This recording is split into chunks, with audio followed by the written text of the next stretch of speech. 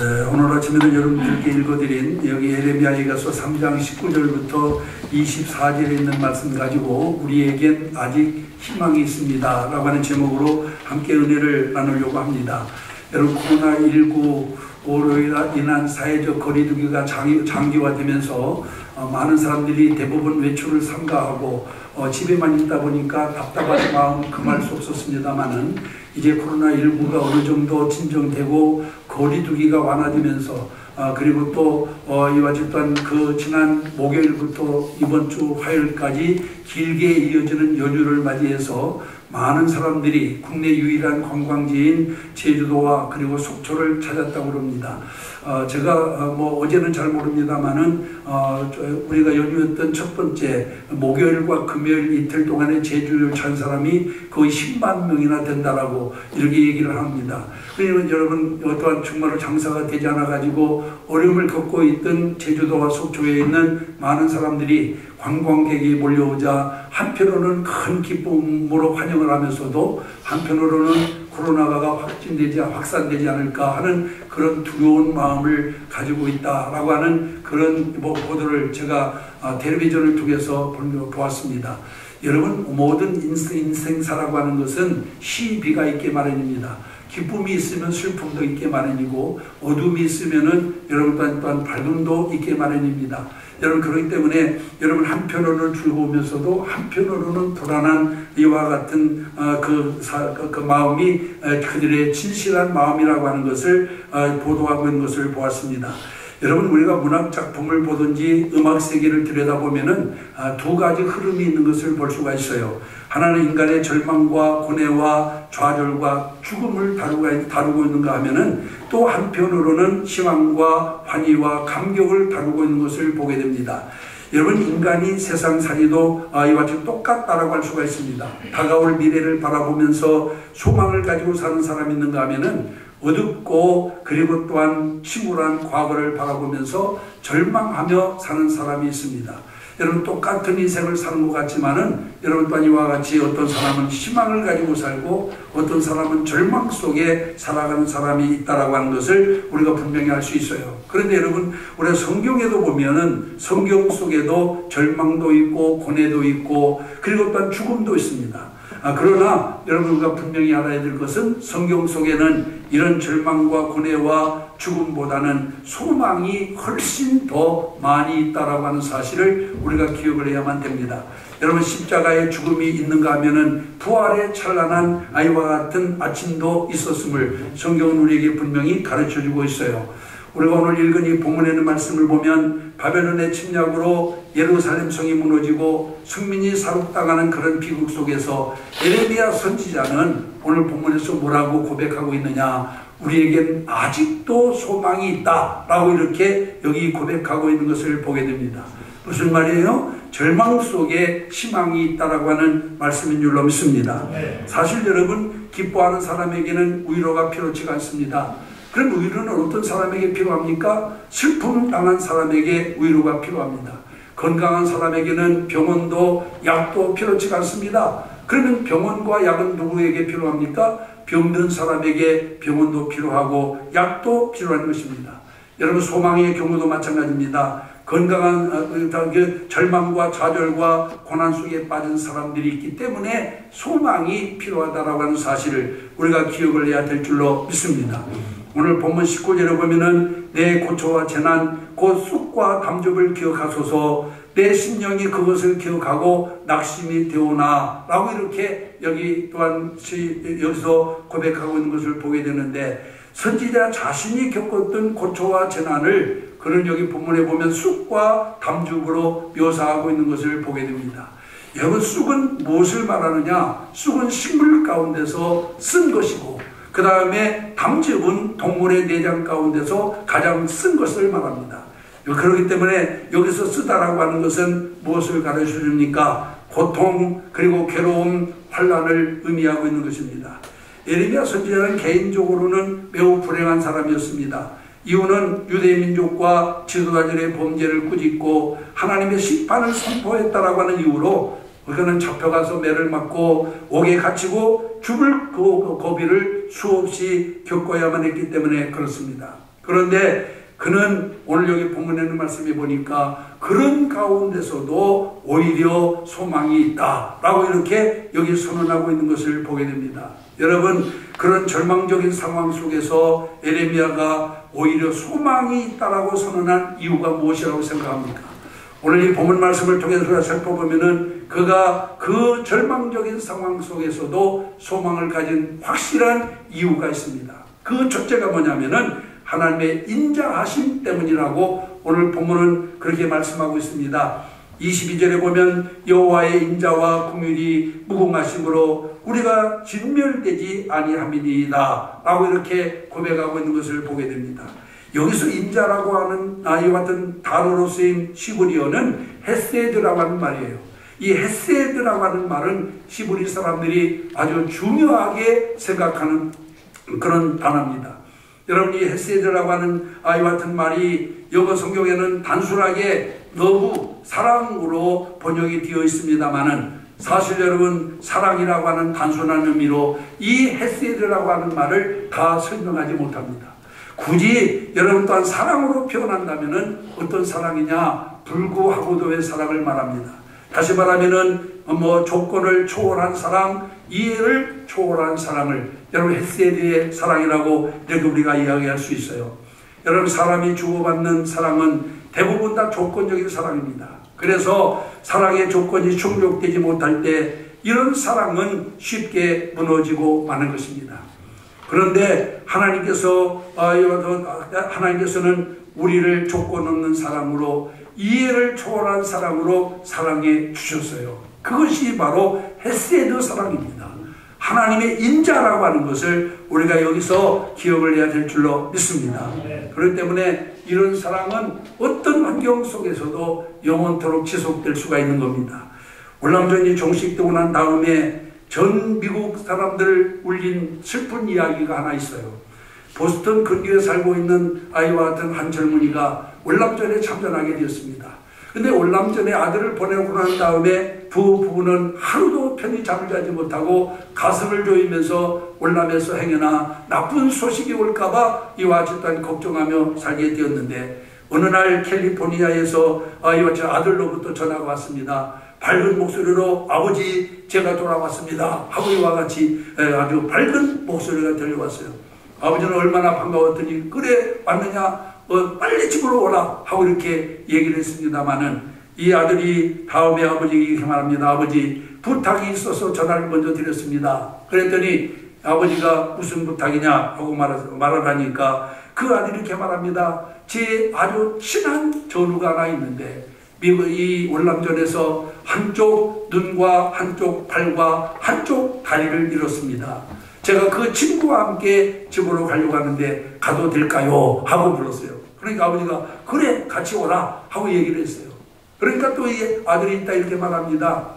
아버지, 제가 며칠 동안만 이 친구를 데리고 가서 함께 있으려고 하는 것이 아니고 제가 영원히 그 친구와 함께 살려고 하는데 그래도 괜찮겠습니까? 하고 이렇게 물으니까 아버지가 그때는 또한 큰 소리로 아니 너요 그 지금 무슨 말을 하느냐, 그 친구는 내버려 두고 그러면 너만 빨리 와라 하고 이렇게 얘기를 했어요. 그리고는 하루가 지나고 이틀이 지나고 사흘이 지났습니다. 아무런 소식이 없어요. 캘리포니아에 도착한 아들이 집에 오도 남을 시간인데 집에 오지 않고 있었습니다.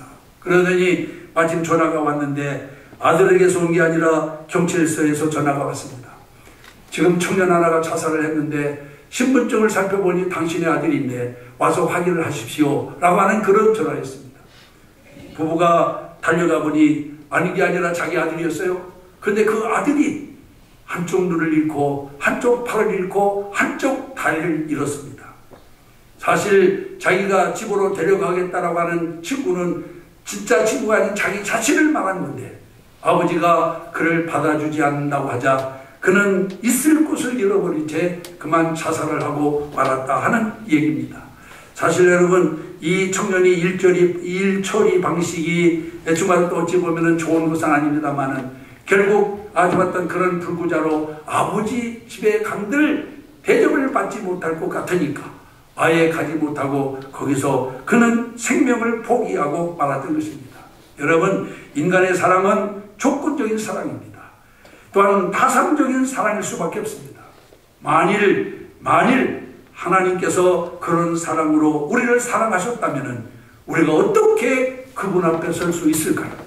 여러분, 하나님께서도 사람을 가려가면서 사람을 보면서 외형을 보면서 여러분 우리를 선택하셨다면 과연 그 하나님 앞에 설 사람이 얼마나 있었겠느냐 그 말이에요.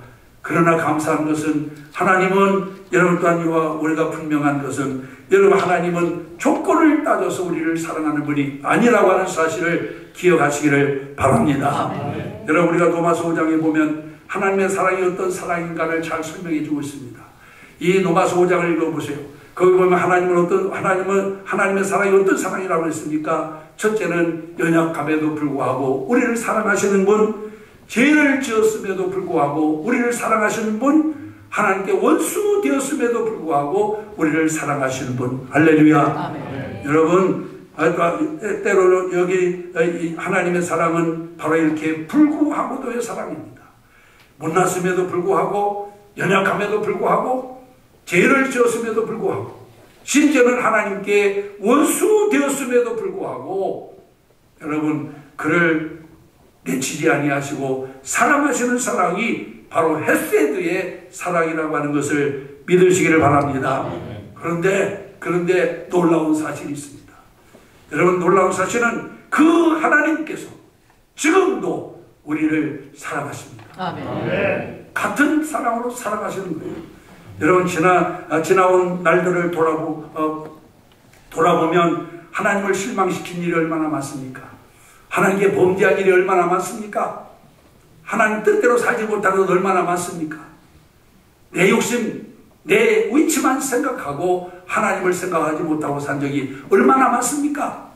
여러분 분명 하나님 전지전능하신 하나님으로부터 여러분 또한 책망받아 마땅함에도 불구하고 그래도 하나님은 지금도 우리를 사랑하시는 하나님이신 줄로 믿습니다.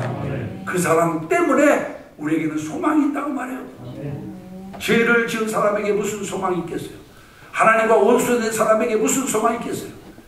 그럼에도 불구하고 하나님은 이 모든 것을 초월한 사랑으로 우리를 사랑하시기 때문에 우리에게 소망이 있는 줄로 믿습니다. 그래서 오늘도 우리는 주님 앞에 나와서 정말 어떠한 사실대로 하면은 하나님 앞에 얼굴을 들 형편이 아니지만 그래도 주님 앞에 나와서 하나님께 예배드리며 하나님 우리의 예배를 기쁘게 받으시는 줄로 믿습니다. 그래서 여러분 또한 하나님의 사랑, 이 인자하심 때문에 우리에게는 소망이 있다라고 이렇게 에레미야는 고백하고 있는 것을 보게 되고 그 다음에 두 번째로는 하나님의 긍휼하심 때문이라고 말씀하고 있습니다. 여러분 이 긍휼이라고 하는 말은 저주받아 마땅한 대상에게 저주를 중단하고 불쌍히 여기는 마음과 행동으로 접근하는 것이라고 이렇게 국어사전에 그 뜻을 풀어놓고 있습니다. 여러분 당시 유대인들은 하나님 앞에 저주받아 마땅한 자들이었습니다. 그들은 여러분 또한 우상 숭배와 그리고 또한 말할 수 없는 심각한 부도덕한 사람들이었어요. 그러니 그들에게 저주는 당연한 것이었고 심판은 당연한 것이었어요. 에레미야는 여기 지금 에레미야 전자 자신도 그것을 부인하지 않습니다. 에레미야 3장 1절로 3절에 보면은 여호와의 노하신 매로 인하여 고난을 당하는 자는 매로다. 나를 이끌어 흑암에 행하고 광명에 행치 않게 하셨으며 종일토록 손을 돌이켜 자주 나를 치시는도다. 라고 이렇게 그런 말하고 있습니다. 여러분 이 말을 자세히 보세요. 그런데 지금 이 말은 에레미야가 하나님께 대해서 하나님의 채찍에 대해서 항의하는 말이 아니에요. 그럼 무슨 말입니까? 오히려 그것이 마땅하다라고 고백하는 겁니다. 내가 죄를 지었기 때문에 하나님께서 손을 들어 나를 치시고 나를 지게 한 것은 당연합니다 라고 이렇게 말하고 있는 거예요. 그렇기 때문에 여러분 그는 자기가 우리가 지은 죄로 인해서 당연히 우리는 매를 맞을 수밖에 없고 저주를 받을 수밖에 없는 자신의 삶을 지금 주님 앞에 내어놓고 기도하고 있어요. 그리고 그 기도하는 중에 여러분 놀라운 사실을 깨닫게 됩니다. 그 사실이 무엇입니까? 자기는 내가 지은 죄로 말미암아서 징계를 받고 저주를 받아 마땅한 자이지만은, 그러나 그가 기도하는 가운데 깨달은 것이 뭐예요? 여러분, 나를 징계하시는 하나님이, 그 징계하심이 하나님의 본심이 아니라는 거예요. 하나님 본심이 아니라는 거예요. 여러분, 그럼 하나님의 본심이 뭐예요? 하나님의 본심은 사랑이며 축복이며 은혜인 줄로 믿습니다. 아멘. 그런데 왜 하나님은 그 자녀를 징계하느냐? 사랑이며 축복이며 은혜의 하나님이 왜 당신의 백성을, 당신의 자녀를 왜 징계하느냐 그 말이에요. 여러분, 우리가 히브리서 12장에 보면 하나님께서 우리를 때리시고 징계하는 이유에 대해서 말씀하고 있어요. 첫째는 하나님이 왜 우리를 때리시고 징계하느냐? 사랑하시기 때문에. 할렐루야. 아멘. 두 번째는 자식이기 때문에. 세 번째는 어느 보면 우리의 유익을 위해서 때리고 징계하신다. 여러분, 무슨 말인지 이해가 잘 안 되죠? 한번 들어보세요. 불량배가 사람을 때리는 것과 부모가 자식을 때리는 것은 다릅니다. 여러분. 불량배가 사람을 때리는 것은 본심도 악하고 방법도 악한 거예요. 그러나 부모가 자녀를 때리는 것은 다릅니다. 부모가 자녀를 때리는 것은 미워서도 아니고 지겹고 힘들어서도 아니며 가난에 지쳤기 때문도 아닙니다. 사랑하기 때문입니다. 다만 자녀답게 사람답게 살아가려고 우리를 때리는 줄로 믿습니다. 다른 사람이 되라고 때리는 거예요. 강도가 사람을 때리는 거고 다릅니다, 여러분. 근데 오늘 예레미야는요, 오늘 정말 마땅히 우리가 하나님 앞에 죄를 범하여 우리는 매를 맞아야 되지만은 또 하나님께서 또 저주받아야 된다라고 하는 것을 깨닫고 하나님께 기도하는 중에 하나님의 본심을 깨닫게 됐다고 말해요. 사랑하는 성도 여러분, 여러분 중에 어려움 당하는 사람이 있습니까? 고난 당하는 자가 있습니까? 하나님이 나를 버렸기 때문이라고 생각하지 마세요. 예레미야처럼 하나님 앞에 기도하시기 바랍니다. 여러분, 하나님의 본심을 깨닫게 될 줄로 믿습니다. 하나님께서 이스라엘을 그토록 연단하시고 훈련시키신 이유가 뭐라고 생각하십니까?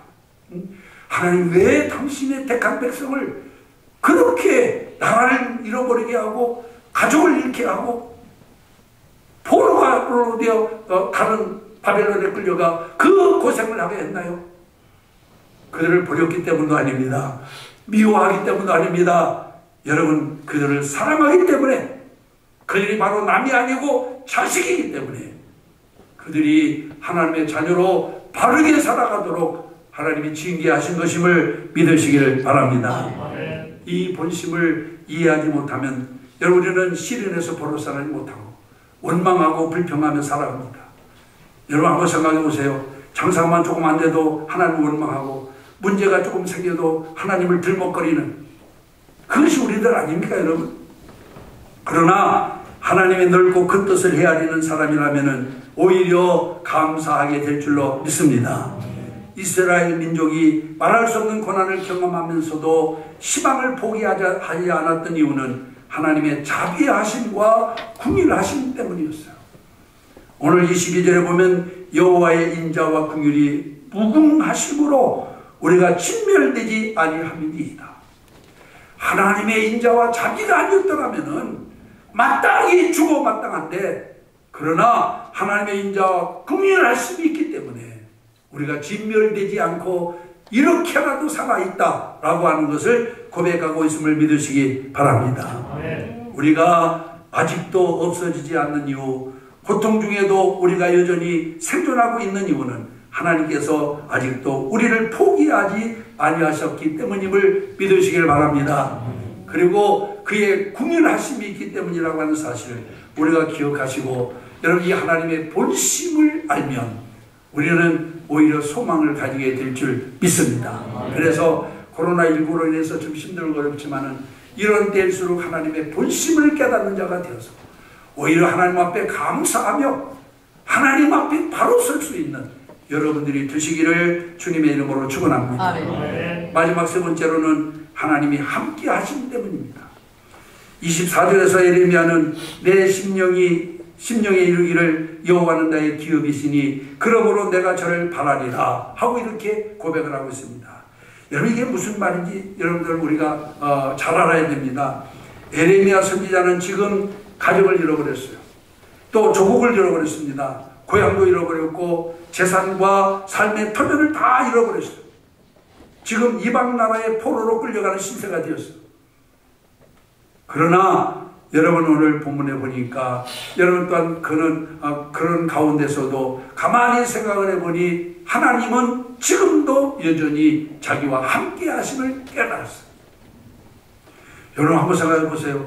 여러분 뭐 나라도 잃고 그리고 가정도 잃고 그리고 또 뿐만 아니라 여기 고향도 잃고 그리고 재산도 잃고 그리고 또 삶의 터전도 다 잃어버리고 그리고 자신은 지금 포로가 되어 끌려가는데도 불구하고 가만히 생각을 해보니 그런 가운데서도 하나님은 자기와 함께 계신다라고 하는 것을 깨달았다 그 말이에요. 할렐루야. 아멘. 코로나19가 아무리 극성을 부리고 여러분 또한 이로 인해서 어려움이 겹친다 하더라도 하나님이 여러분들과 함께 계심을 믿으시기를 바랍니다. 아멘. 이 코로나19로 인해서 어떤 분은 재물을 잃어버리는 사람도 있을 것이고 어떤 사람은 건강을 잃었고 어떤 사람은 직장을 잃었습니다.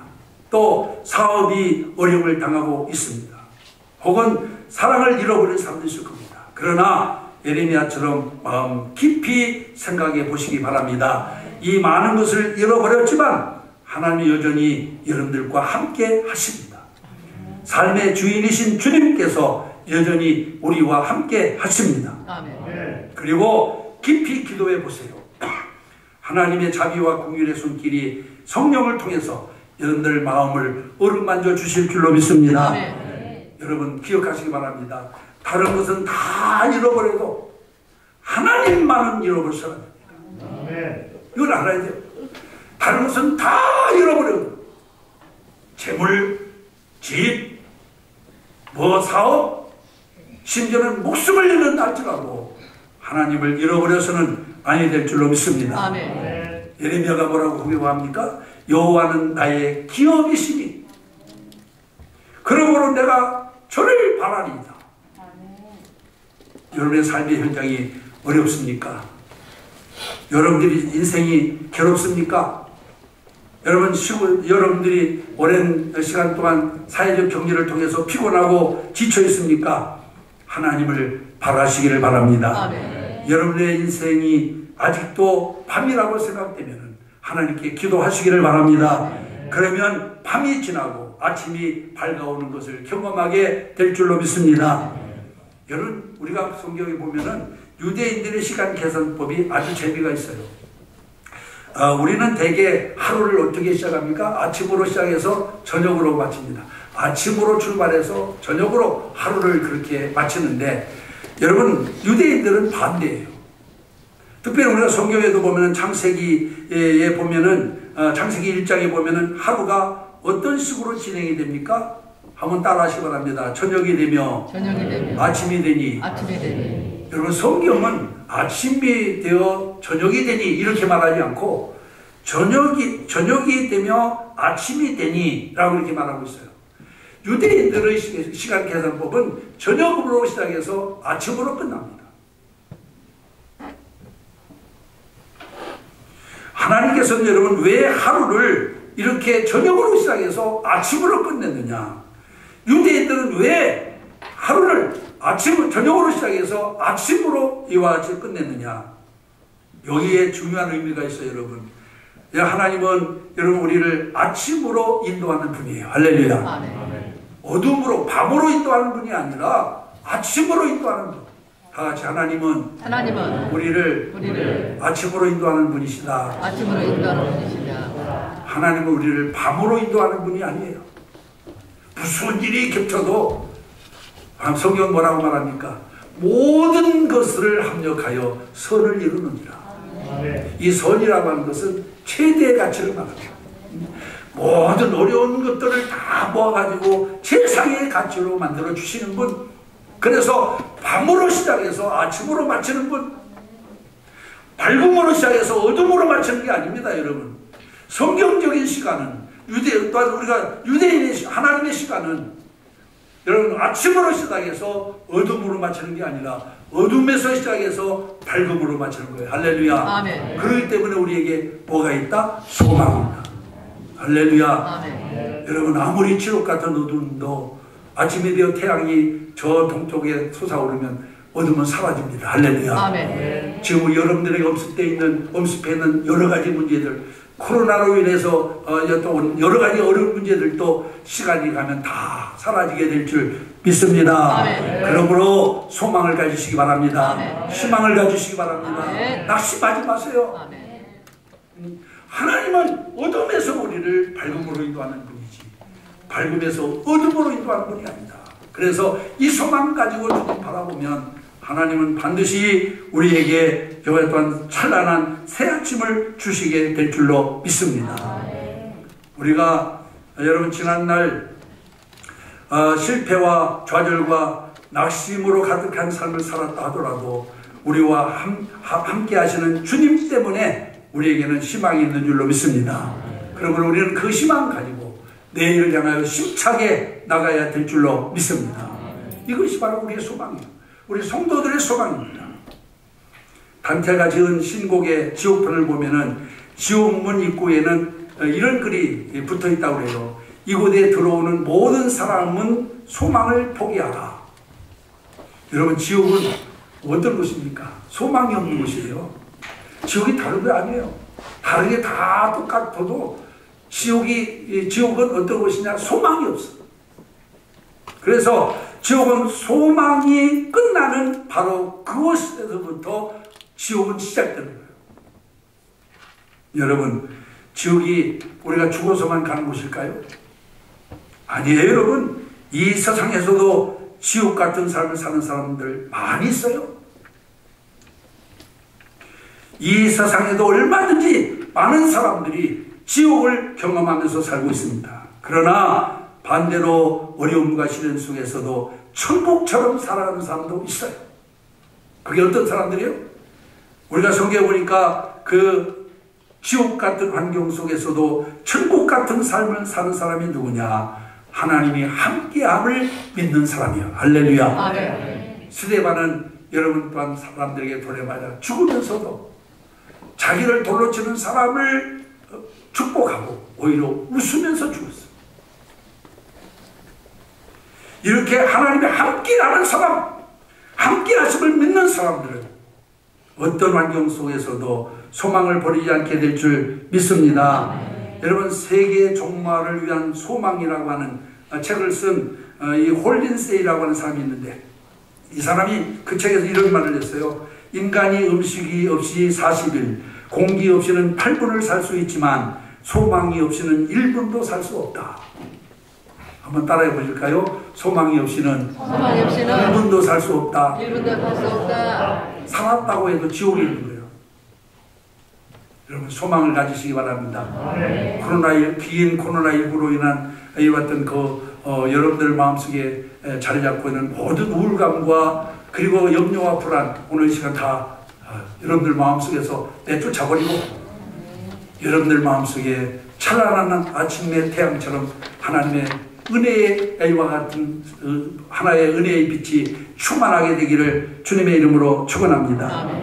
오늘 일부 예배 참여하신 사랑하는 성도 여러분, 인생에게는 누구에게나 고난과 역경이 있기 마련입니다. 이건 여러분 어떤 특정한 사람에게만 고난이 있고 특정한 사람에게만 역경이 있는 것이 아닙니다. 모든 인간은 제가 서두에도 말씀드렸습니다마는 여러분 또한 고난과 역경이 있기 마련이에요. 우리 신앙인들이라고 해서 예외가 될 수 없습니다. 우리에게도 고난도 있고 역경이 있어요. 예레미야에게도 감당하기 힘든 역경과 고난이 있었습니다. 그러나 선지자 예레미야는 그 고난과 역경 속에서도 오히려 우리에겐 희망이 있습니다. 라고 이렇게 여러분 그는 고백합니다. 그 이유가 무엇입니까? 하나님의 사랑 때문에, 하나님의 긍휼 때문에, 하나님의 함께 하심 때문입니다. 이제 하나님을 우리가 여러분 그저 막연하게만 알아서 안 돼요. 하나님을 우리 마음속에 모셔드리기 위해서는 하나님과의 인격적인 만남이 필요해요.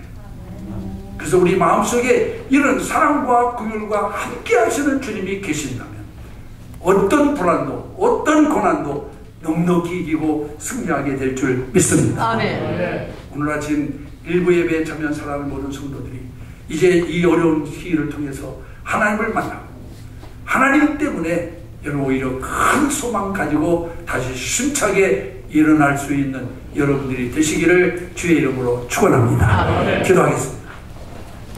이 시간 다 같이 합심해서 잠시 동안 함께 기도합니다. 오늘 말씀 붙들고 하나님, 그렇습니다. 우리에게도 희망이 있습니다. 그런데 우리는 미처 하나님이 나와 함께 하심을, 주님의 그 큰 사랑을, 하나님의 그 긍휼하심을 깨닫지 못하여 잠시 동안이나마 불안과 공포의 터널 속에 있었습니다. 하나님, 이제 이 어둠에서 밝음으로 인도하시는 하나님의 사랑을 깨달았사오니 하루빨리 코로나19가 다 사라지고 이로 인한 모든 삶의 여파가 다 사라지고 이 하나님의 주실 은혜만 충만하게 해달라고 이 시간 나같이 합심해서 통성으로 하나님 앞에 기도하겠습니다. 살아계신 아버지 하나님, 주님의 교훈을